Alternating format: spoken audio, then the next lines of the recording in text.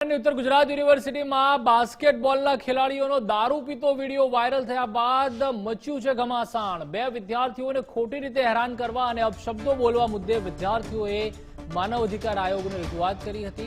जेमां मानव अधिकार पंच द्वारा पाटण एसपी ने नोटिस पाठववामां आवी छे।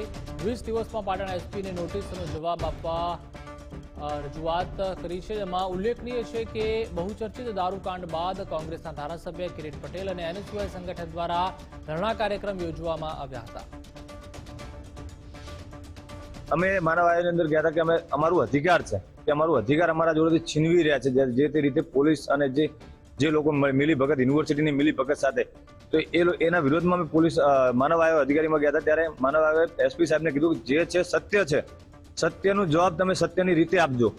જો કોઈ બીજા અધિકારીને મિલી ભગતથી આપ્યું તો માનવ આયોગ આ વખતે ચલાવશે નહીં।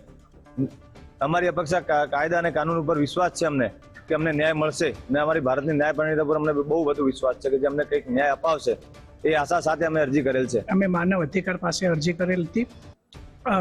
એચએનજીયુની અંદર દારૂ પીનાર સામે અમે રજૂઆત કરવા ગયા હતા। એ રજૂઆત કરેલ હતી અને અમારી પર ખોટા એફઆઈઆર કરીને પોલીસે ખોટી એફઆઈઆર કરી હતી અને અમને અપમાનજનક શબ્દ પણ બોલવામાં આવ્યા હતા અને અમારા જ્યાં વાલીઓ મરવા આવતા હતા ત્યાં અમારા વાલીઓને રોકી રાખવામાં આવ્યા હતા અને જે લોકો એચએનજીયુની અંદર દારૂ પીવે છે એની પર કાયદેસરની કાર્યવાહી થતી નથી અને અમે જો વિદ્યાર્થીઓના હિત માટે લડીએ છીએ ત્યારે અમારી પર એફઆઈઆર થાય છે તો અમારો શું ગુનો છે? તો અમે માનવ અધિકાર